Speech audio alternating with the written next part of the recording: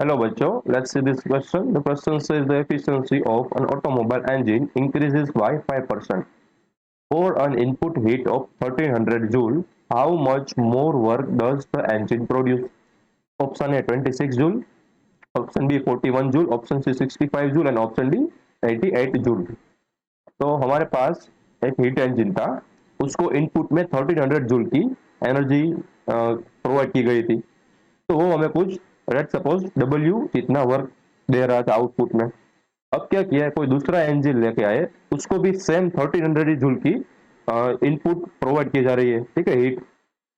उसमें जो एफिशिएंसी है वो हमें गिवन है कि जो प्रीवियस इंजन था उससे ज्यादा है 5%। तो हमें बताना है कि जो है सेकंड वाला इंजन है वो फर्स्ट वाले इंजन के कंपेयर में कितना ज्यादा हमें वर्क आउटपुट में देगा। ठीक है, हमें चेंज इन वर्क पूछा है, सिर्फ वर्क नहीं पूछा है। तो हम इस प्रॉब्लम में जो कि कंसेप्ट यूज करने वाले हैं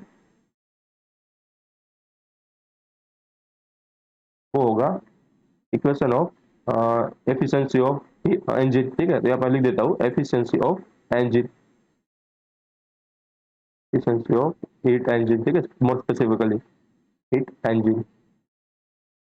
इसका इक्वेशन क्या होता है, eta is equal to work done by the engine upon energy gain by the engine या फिर heat absorb by the engine. तो लेट्स सपोज हमारे पास दो इंजन थे, ये फर्स्ट वन है एंड ये वाला सेकंड वन। ठीक है, इसको मैं डिनोट कर देता हूँ 1 और 2 से। दोनों इंजन में जो एनर्जी इनपुट यानी कि एनर्जी प्रोवाइड की जाती है वो सेम ही है 1300 जूल की। अब इसमें जो ईटा है उसका वो अलग अलग है, दोनों में जो एफिशिएंसी है वो अलग अलग है। तो इसको मैं ईटा 1, इसको मैं ईटा 2 से डिनोट करूंगा। यहाँ से जो हमें वर्क आउटपुट मिल रहा है उसको मैं बोल देता हूँ W1 एंड यहाँ से जो वर्क आउटपुट मिल रहा है उसको मैं बोल देता हूँ W2। राइट। तो हमें क्या गिवन है वो पहले यहाँ पर लिख देते हैं। हमारा गिवन है इंक्रीज एफिशिएंसी यानी कि ईटा 2 माइनस ईटा 1 है वो हमें गिवन है इन परसेंटेज में। तो मैं क्या करूंगा, पहले सो ईटा 2 माइनस ईटा 1 करूंगा एंड उसका परसेंटेज ले लूंगा। तो वो मुझे गिवन है 5%। इवेंचुअली ये हुआ ना डेल्टा ईटा। ठीक है, हमें गिवन है delta eta into the percentage form. हमें फाइंड करना है कि how much more work does the engine produce है। सेकंड वाला इंजन है तो कितना ज्यादा वर्क हमें देगा कंपेयर टू वन। तो इवेंचुअली डेल्टा डब्ल्यू पूछा है। ठीक है, W2 नहीं पूछा, सिर्फ हमें पूछा है डब्ल्यू, डेल्टा डब्ल्यू। ठीक है, चेंज इन वर्क डन वो कितना होगा। तो देखते हैं हमारे पास इक्वेशन है eta is equal to W upon Q I. तो यहाँ से मैं क्या लिख सकता हूँ, W is equal to eta into Q I. अब मैं बोथ साइड चेंज ले लूंगा। ठीक है, तो change in work is equal to change in right hand side eta into Q आई।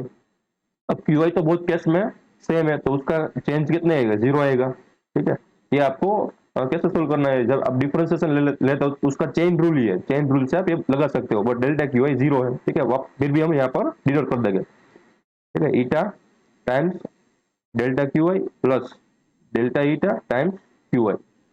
ये वाला टर्म तो जीरो है क्योंकि बहुत कंडीशन में क्यू आई है वो सेम रह रहा है। तो हमारे पास क्या मिला, डेल्टा ईटा इंटू क्यू आई, डेल्टा डब्ल्यू की वैल्यू। तो बस इसमें पुट कर दो वैल्यू। यहाँ पर परसेंटेज में वैल्यू नहीं है तो उसको परसेंटेज को हटाना पड़ेगा क्योंकि ईटा डेल्टा ईटा की वैल्यू 5% है। तो परसेंट को जब आप हटाओगे तो क्या मिलेगा आपको, 100 से डिवाइड करना पड़ेगा। तो यहाँ पर आएगा 5 divided by 100 times Q I. Q I कितनी गिवन थी, 1300 जूल। ठीक है, तो क्या मिलेगा आपको आंसर, 13 टाइम्स 5, 65। राइट। तो डेल्टा डब्ल्यू की वैल्यू क्या मिली, 65। तो कौन से ऑप्शन में है देखो। So the final answer of the question is option C, 65 joule. I hope you understood it well. Best of luck.